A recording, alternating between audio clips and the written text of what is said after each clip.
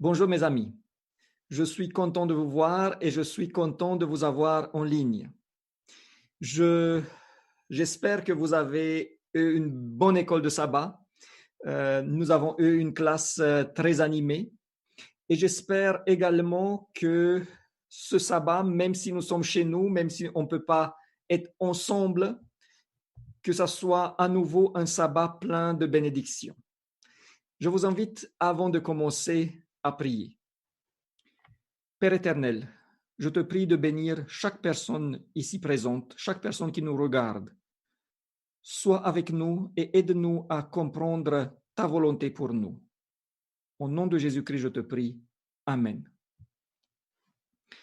Aujourd'hui, c'est un jour spécial parce que ce soir, nous commençons la série des conférences avec lesquelles nous voulons atteindre si beaucoup de personnes pour leur dire que la fin est proche, qu'il y a des décisions à prendre et surtout la décision la plus importante de se donner à Jésus-Christ. J'espère que vous priez pour cela. J'espère que vous avez partagé des invitations et j'espère que nous allons vivre une semaine spéciale. Maintenant, avant de commencer, je vous invite à passer au moment des dîmes et offrandes. Je sais que beaucoup d'entre nous, nous mettons chaque semaine quelque chose de côté pour pouvoir amener cela au Seigneur au moment où nos églises seront à nouveau ouvertes. Je sais aussi que certaines font des virements bancaires. C'est aussi très bien. Et je vous invite à lire un texte avec moi en Joël 2, 21 et 22. À la première vue, ce passage n'a rien à voir avec les dîmes et les offrandes. Mais regardons, Joël 2, 21 et 22. Terre, ne crains pas, sois dans l'allégresse et réjouis-toi, car l'Éternel fait de grandes choses.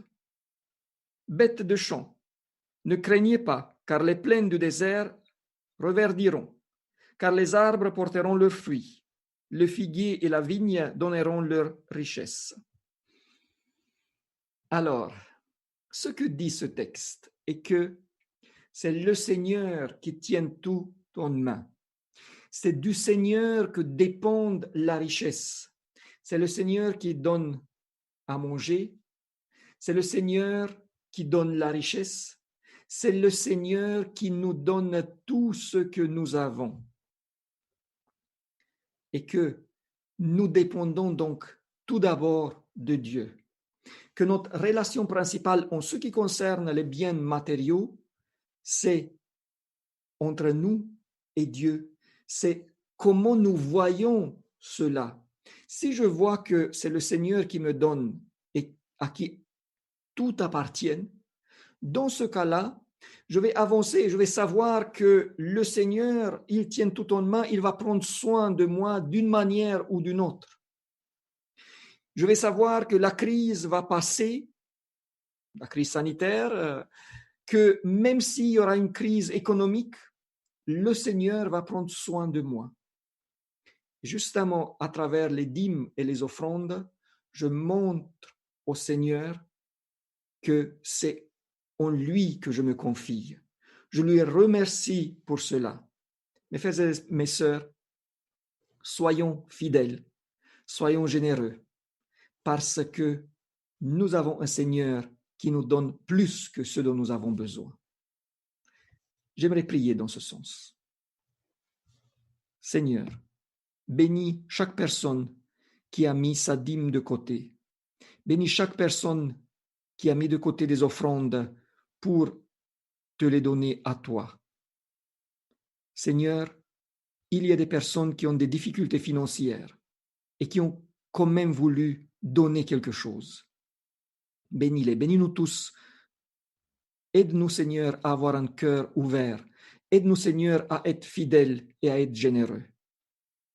Et Seigneur, je te prie aussi de faire en sorte que l'argent qui est donné par ton peuple soit bien utilisé. Donne la sagesse aux administrateurs et fais en sorte que aucun euro, Seigneur, ne soit pas perdu ou dépensé d'une manière qui n'est pas selon ta volonté. Au nom de Jésus-Christ, je te prie. Amen. Je remercie beaucoup pour l'histoire pour les enfants et je vous invite maintenant à songer à un thème que j'ai appelé Son rêve pour toi. Son rêve pour toi. Le 28 août 1963, Washington, devant le Lincoln Memorial, Martin Luther King prononce un discours mémorable, extraordinaire, devant 250 000 personnes. J'espère que vous avez pris le temps de l'écouter au moins une fois, ce discours. Il est tellement beau, il est tellement fort. I have a dream. I have a dream. Il est beaucoup plus fort en anglais, c'est ce que je considère, mais permettez-moi de donner quelques passages, quelques phrases en français. Je rêve qu'un jour, sur les collines rousses de Géorgie, les fils d'anciens esclaves et ceux d'anciens propriétaires d'esclaves pourront s'asseoir ensemble à la table de la fraternité. Je rêve, dit-il, que mes 4 petits-enfants vivront un jour dans une nation où ils ne seront pas jugés sur la couleur de leur peau, mais sur la valeur de leur caractère. Je fais aujourd'hui un rêve. Je rêve qu'un jour, toute la vallée sera relevée, toute colline et toute montagne seront rabaissées, les endroits escarpés seront aplanis et les chemins tortueux redressés. La gloire du Seigneur sera révélée à tout être fait de chair. I have a dream. Martin Luther King rêve d'une Amérique où ce n'est plus la couleur de peau qui décide du succès de quelqu'un, mais plutôt son caractère. Il rêve que les enfants des anciens propriétaires d'esclaves puissent fraterniser avec les enfants de leurs esclaves. Il fait le sien pour que les choses avancent dans ce sens, même si on est encore loin du compte.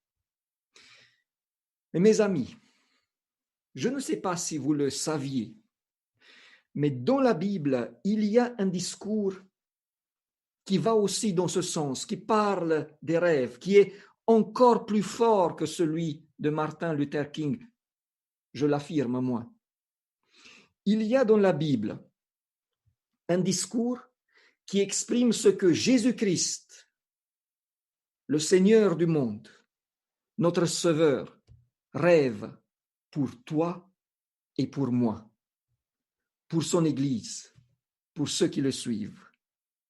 Saviez-vous que nous avons un tel passage où Jésus nous dit quels sont ses rêves pour nous? Alors, c'est la prière de Jésus que nous avons dans l'évangile de Jean au chapitre 17. Laissez-moi présenter ce matin ce que Jésus désire pour nous sous cette forme de rêve. Mon habitude est, quand je prépare un message, de m'adresser à l'esprit, d'appuyer des décisions rationnelles et de ne pas trop appuyer sur les sentiments. Mais comme on parle des rêves, permettez-moi, s'il vous plaît, aujourd'hui d'être un peu plus sentimental que d'habitude. Nous lisons dans le premier verset de l'évangile de Jean que, après avoir parlé ainsi, Jésus leva les yeux vers le ciel et dit « Père ». Ces rêves, Jésus demande au Père de les transformer en réalité. Je n'ai pas pris les différentes demandes d'une manière chronologique, mais d'une manière systématique par rapport aux différents sujets.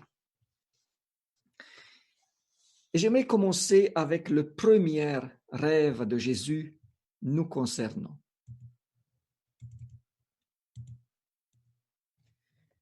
Jésus rêve de nous accorder la vie éternelle. Le verset 2, il dit qu'il veut accorder la vie éternelle à tous. Ensuite, le verset 24, il dit, « Père, je veux que là où je suis, ce que tu m'as donné soit aussi avec moi. » Jésus a choisi de donner sa vie pour que toi et moi, nous pouvons vivre. Depuis le moment où le péché a pénétré le monde, depuis le moment où l'homme a été condamné à la mort, Jésus rêve de lui redonner la vie. Pour chaque enfant qui naît sur cette terre, Jésus rêve de pouvoir le conduire à la vie éternelle. Il n'y a pas de péché trop grand. Il n'y a pas de personne trop méchante pour que le Seigneur refuse de le recevoir ou pour qu'il lui montre la porte. Il met tout en place pour offrir à chacun des occasions de saisir la possibilité de gagner la vie éternelle.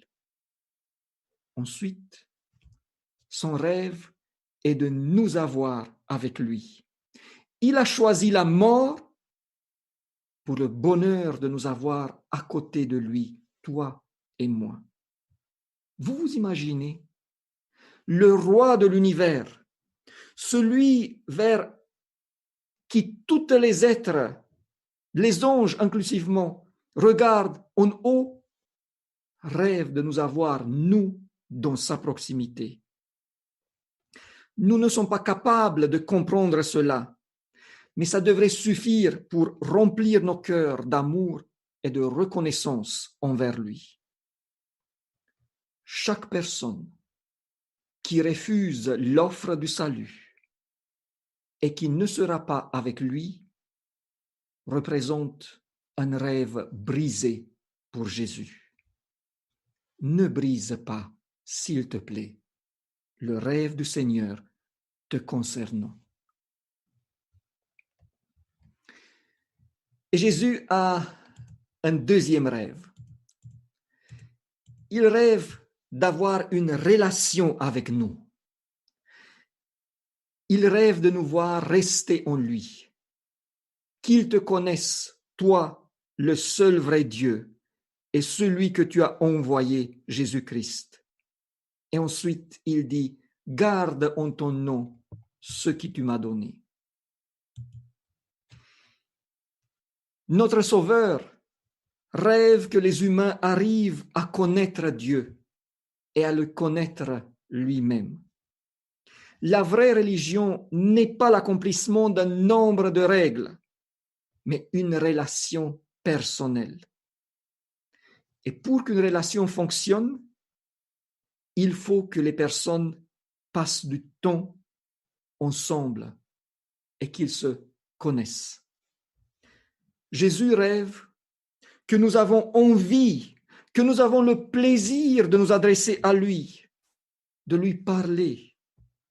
Il rêve de nous voir passer du temps avec lui en prière. Il n'a refusé une seule personne qui, d'une manière ou d'une autre, s'est adressée à lui. Il ne nous met jamais en attente. Il n'est jamais trop occupé de nous recevoir. Jésus rêve de voir qu'une fois réveillé le matin, chaque matin, la première chose que nous faisons est de prendre contact avec lui.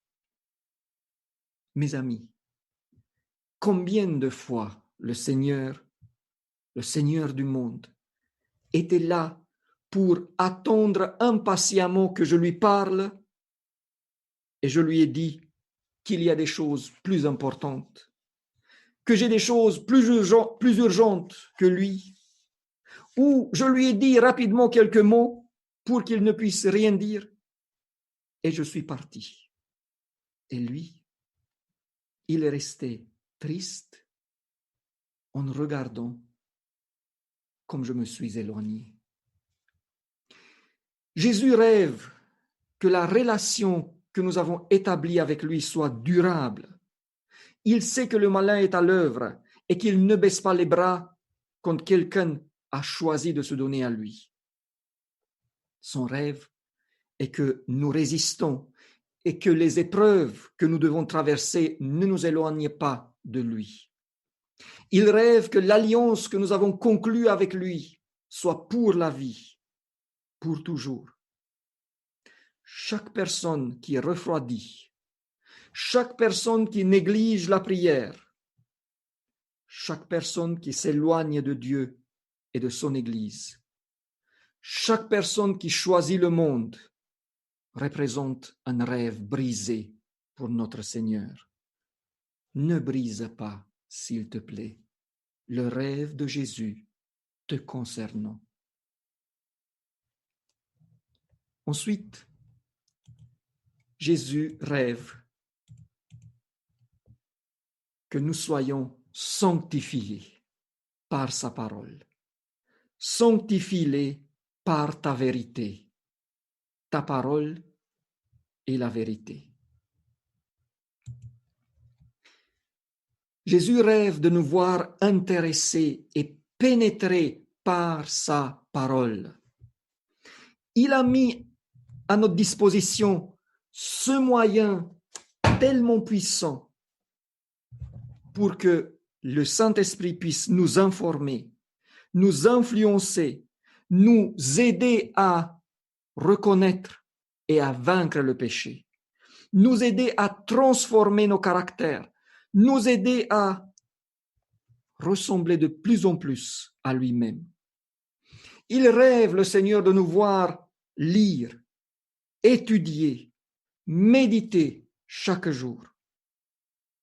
Il rêve de voir que nous prenons sa parole avec plaisir. Il rêve de nous voir pencher dessus en priant pour lui demander son aide dans la compréhension de certains passages. Il rêve de voir que nous apprécions de tenir en main un livre inspiré par Dieu lui-même, un livre où il nous communique sa volonté, ses attentes, la voie du salut et ses rêves pour nous. Chaque personne qui néglige l'étude régulière de la Bible représente un rêve brisé pour Jésus. Ne brise pas, s'il te plaît, le rêve de Jésus te concernant. Ensuite, Jésus rêve aussi que l'amour vit en nous, afin que l'amour dont tu m'as aimé soit en eux. Jésus rêve de voir que le trait de caractère le plus prégnant de la divinité se manifeste en nous, en toi et en moi. Il rêve de voir que l'égoïsme, l'amour pour soi-même, soit remplacé petit à petit par un vrai amour de nature céleste. Chaque mot, chaque geste, chaque pensée et chaque action motivée par l'amour produit de la joie à notre Seigneur. Chaque fois quand quelqu'un est prêt à sacrifier pour faire du bien à quelqu'un d'autre, la prière et le rêve de Jésus s'accomplissent. Et quand un homme pécheur se laisse transformer et que sa vie devienne une source d'amour, là, nous ne pouvons même pas nous imaginer le bonheur de Jésus. Il y a quelque temps, dans une des leçons de l'école de sabbat de ma fille, j'ai trouvé une histoire qui m'a beaucoup plu et que j'aimerais vous raconter. Un missionnaire est parti visiter les différentes îles pour prêcher l'évangile. Et il a subi un naufrage. Son petit bateau a naufragé et il a été accueilli par les indigènes proches de l'île, là où s'était passé le naufrage. Et comme il n'a plus pu partir, il est resté et il a vécu 20 ans parmi ces gens-là. Après 20 ans, d'autres missionnaires sont arrivés et ils ont commencé à parler de Jésus sur la plage. Et les villageois sont venus là et ils ont écouté. Et les missionnaires ont raconté comment Jésus est venu du ciel, comment il a habité parmi les humains, comment il les a aidés, comment il les a guéris, comment il les a aimés. Et à la fin, les villageois ont dit, nous connaissons ce Jésus dont vous parlez. Il habite dans notre village. Et les missionnaires ont pensé qu'ils ne se sont pas bien exprimés. Ils ont recommencé à expliquer. Nous vous avons dit, disent les villageois. Nous connaissons ce Jésus. Il vit dans notre village. Il est là. Si vous voulez, nous allons vous le présenter. Et là, ils n'ont pu faire autre chose que de suivre les villageois. Et vous pouvez vous imaginer leur étonnement et leur joie de voir leur collègue disparu il y a 20 ans qu'ils croyaient mort. Non seulement il était vivant, mais il a vécu une vie dont les indigènes ont reconnu Jésus-Christ. Ce missionnaire a été un rêve accompli pour Jésus. Mes amis, le Seigneur rêve de nous remplir, toi et moi, de son amour.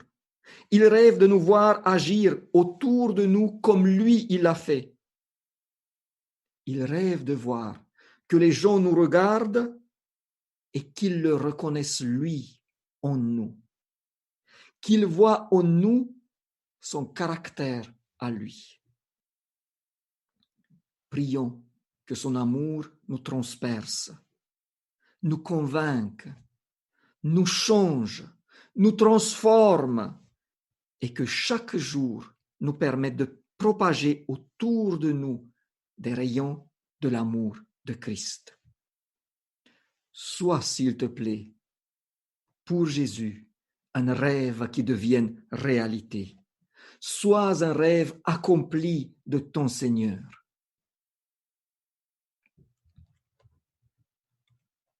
Regardons ce que Jésus rêve encore pour nous.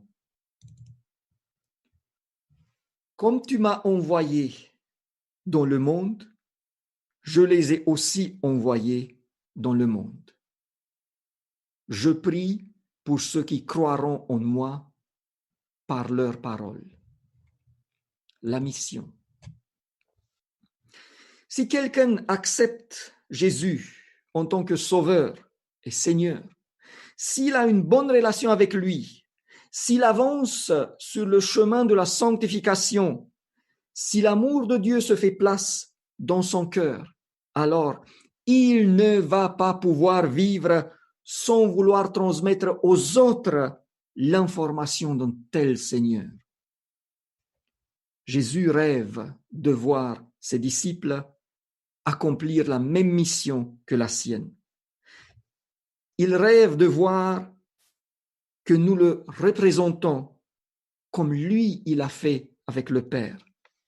Il rêve de voir des gens qui nous connaissent se demander pourquoi nous sommes ainsi et vouloir le connaître lui. Jésus rêve de voir des hommes et des femmes qui, suite à notre témoignage, vont croire en lui et vont être sauvés. Il rêve de voir que nos paroles faibles, accompagnées de sa puissance, produisent le plus grand miracle, la conversion des hommes et des femmes pour lesquels il a donné sa vie. Chaque disciple de Jésus doit être impliqué au niveau de son Église dans au moins un des projets missionnaires qui sont en cours, d'une nature ou d'une autre. Et chaque disciple doit avoir un projet missionnaire en cours, un projet missionnaire personnel. Nous sommes des êtres différents, avec des dons différents. nous n'avons pas à faire tous la même chose. Prions pour que Dieu nous montre ce que nous pouvons faire, nous. Un projet missionnaire personnel peut concerner des membres de la famille, des voisins, des collègues, des personnes que nous croisons dans la rue. Au moins, mes frères et sœurs, nous devons être au stade où nous prions pour que Dieu nous montre quoi faire.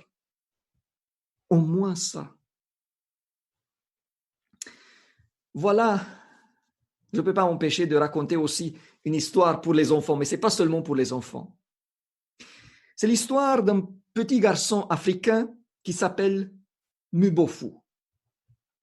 Mubofu a 7-8 ans à peu près. Et il arrive à la station missionnaire, à l'hôpital, et le missionnaire qui est là lui demande « Que se passe-t-il, petit homme ?» Bwana, c'est Seigneur en Swahili. Bwana, se plaignait-il d'une voix larmoyante. Mes camarades ne veulent pas que je vous aide à pousser votre voiture. Il avait, le missionnaire, une vieille voiture qu'on devait pousser pour qu'elle démarre. Mes camarades ne veulent pas que je vous aide à pousser votre voiture parce que je suis aveugle. Et il déglutit et sa voix échoua. Sans un mot, il se retourne et tâtonne le chemin d'où il est venu. Et comme il y a quelque chose de très touchant dans ses épaules tombantes et ses mains tendues, incertaines, le missionnaire suit Mubofu.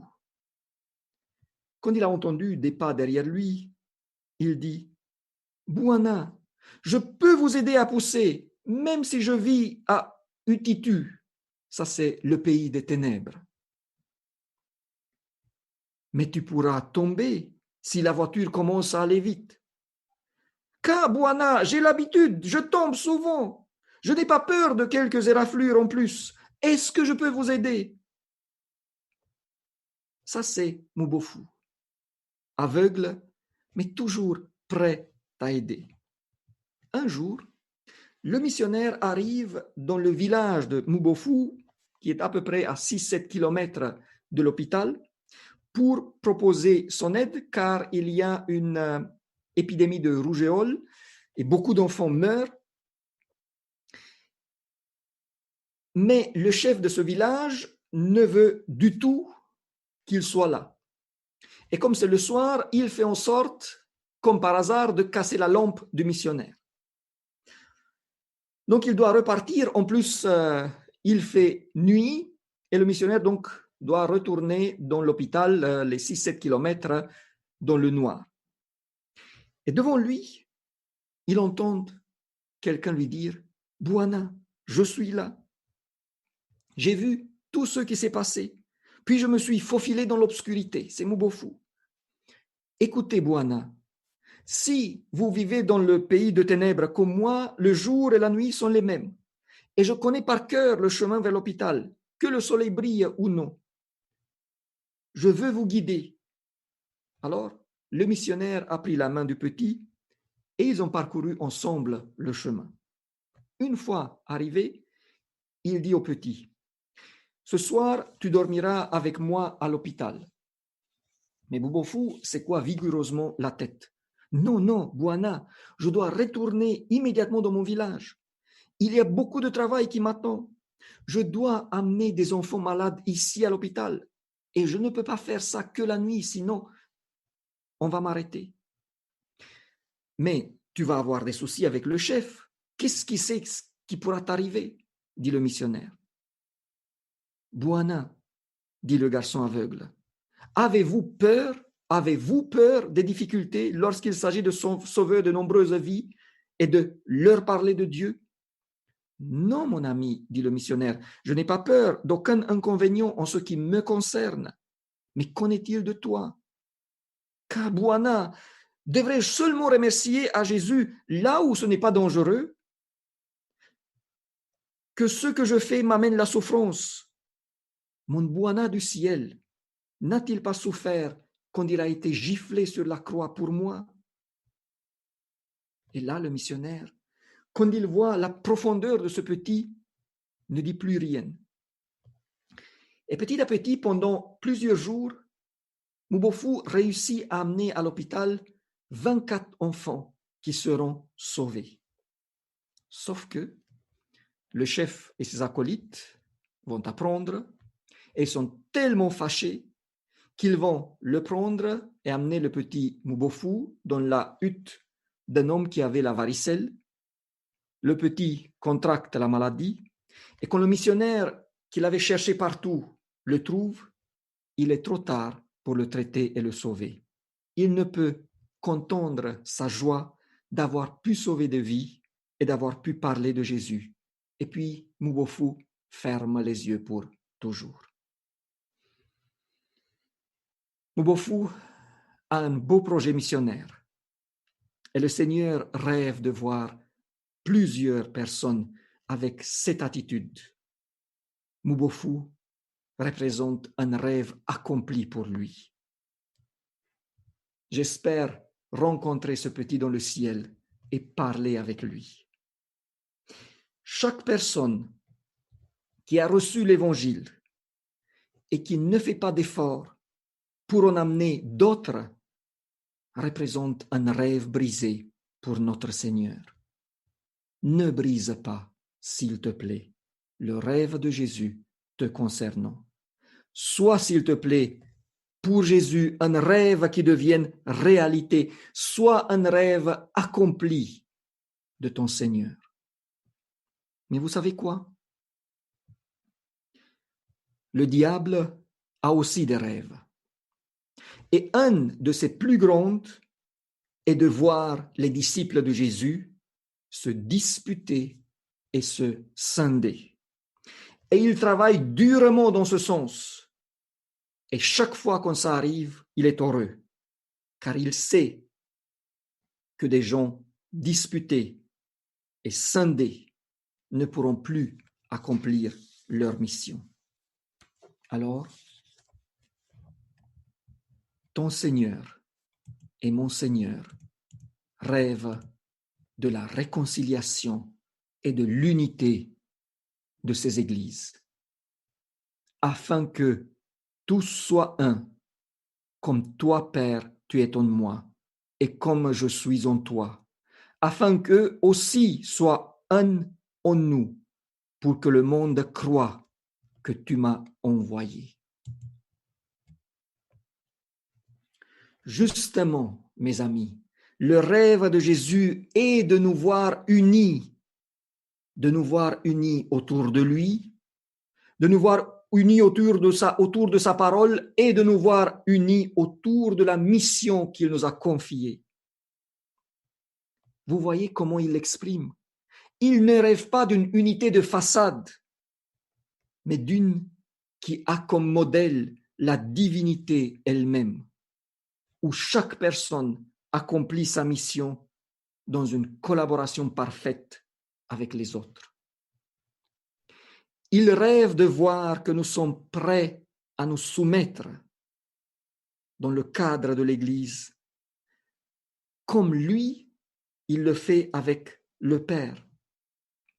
Il rêve de voir que nous agissons comme le Saint-Esprit qui amène les bénédictions du Père partout et qui ne se plaint jamais d'être évoqué toujours en troisième.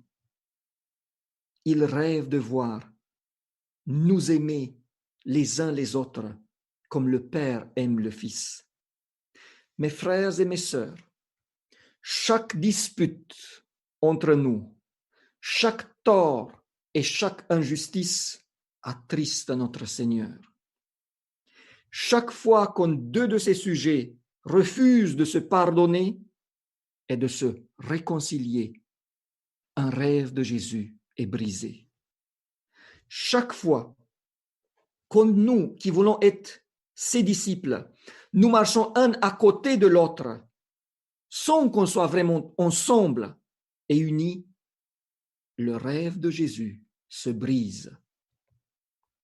Nous avons en commun un Seigneur et nous avons en commun une mission. Le meilleur Seigneur et la plus noble mission. Est-ce que ça ne suffit pas pour oublier nos torts et pour unir nos forces. Ma sœur, mon frère, tu as été blessé. Jésus a souffert avec toi, mais il rêve de te voir pardonner. Il rêve de te voir faire le premier pas et de proposer la réconciliation. Ne veux-tu pas accomplir le rêve de celui qui a donné sa vie pour toi? Est-ce que ça ne suffit pas pour aller vers les autres? Ne mérite-t-il pas, notre Seigneur, autant de ta part que de pardonner et de te réconcilier? Le Seigneur rêve de voir son Église tellement unie que le monde voit et que le monde croit que c'est lui notre Seigneur. Ne brise pas, s'il te plaît, le rêve de Jésus te concernant. Sois, s'il te plaît, pour Jésus, un rêve qui devienne réalité. Sois un rêve accompli de ton Seigneur. Jésus a des rêves te concernant. Sois, s'il te plaît, un rêve accompli. Mais vous savez quoi? Moi-même, Erwin Kessner, j'ai aussi des rêves. Martin Luther King avait un rêve qui est tellement beau et noble. Notre Sauveur a des rêves qui sont les plus élevés qui puissent exister. Mais permettez-moi de vous dire vers la fin quels sont aussi quelques-uns de mes rêves. Mes frères et sœurs, je rêve de voir que tous les membres s'inscrivent dans la démarche d'être disciples. Je rêve de voir que de plus en plus de membres donnent des études bibliques. Je rêve de voir plusieurs personnes prêtes à sacrifier, plusieurs personnes qui s'engagent dans l'œuvre. Je rêve de voir que les personnes ne refusent plus de postes. Je rêve de voir aussi qu'on ne cherche pas des postes, mais de servir. Je rêve de voir ceux et celles qui vivent dans le péché se repentir et abandonner le péché.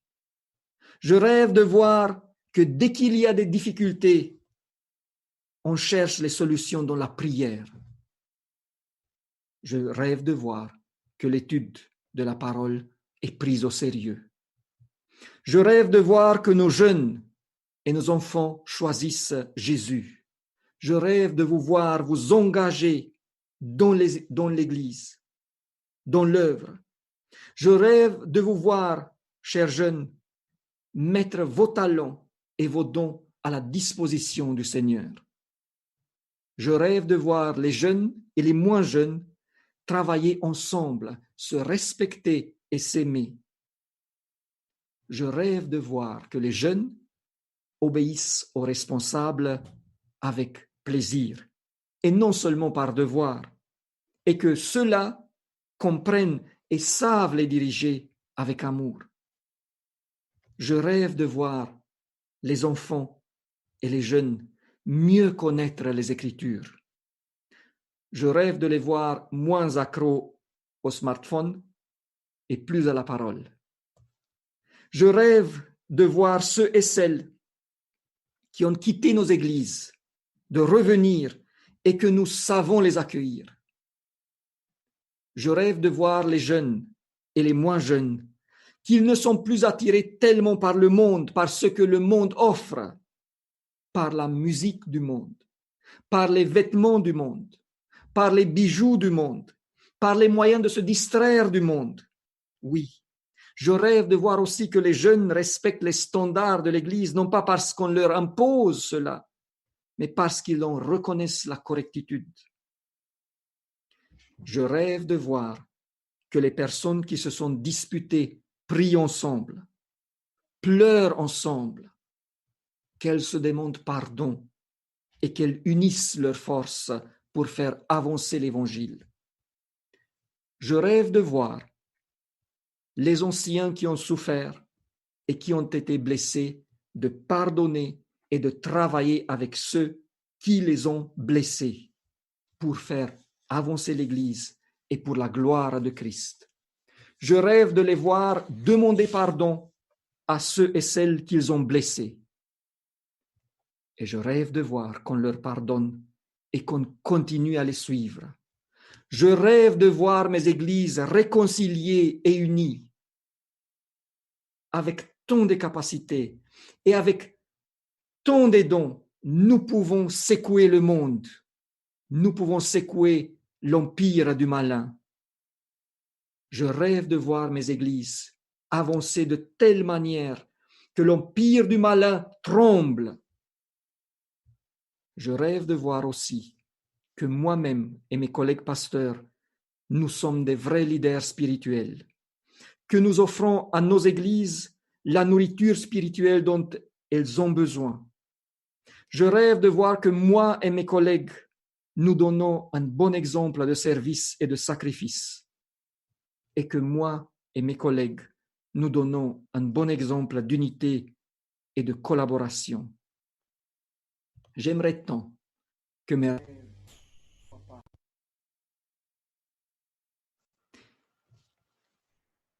Quels rêves de Jésus te concernant ne sont pas encore accomplis? Que le Seigneur fait en sorte que les rêves de Jésus te et me concernant s'accomplissent à partir d'aujourd'hui, non pas de demain. Que chaque rêve nous concernant s'accomplit. Que Dieu nous aide dans ce sens. Amen. Prions ensemble. Père éternel, je te remercie parce que ce matin, tu nous as montré quel rêve notre Seigneur a pour chacun de nous. Ô Seigneur, ce sont des beaux rêves. C'est quelque chose d'extraordinaire. Tu veux que nous soyons des lumières. Tu veux que nous soyons les personnes les plus importantes du monde, les personnes les plus importantes pour ceux qui nous connaissent. Ô Seigneur, aide-nous à faire en sorte, à nous mettre à ta disposition pour que chaque rêve nous concernant s'accomplit en toi. Seigneur, là où nous avons, et chacun de nous a brisé déjà de tes rêves, là je demande pardon, Seigneur, pardonne-nous et aide-nous que à partir d'aujourd'hui, ces rêves s'accomplissent par ton esprit, par ta puissance, pour ta gloire. Au nom de Jésus-Christ. Amen. Que la gloire de notre Seigneur Jésus-Christ, l'amour de Dieu et la communion du Saint-Esprit soient avec nous tous. Amen. Que Dieu vous bénisse. Je vous donne rendez-vous aujourd'hui, non pas à 16 heures, mais à 19h30 sur le live de Créteil pour les conférences. Et je donne rendez-vous à 19h sur Zoom aux enfants pour qu'on puisse passer un moment ensemble. Au revoir et bon sabbat encore.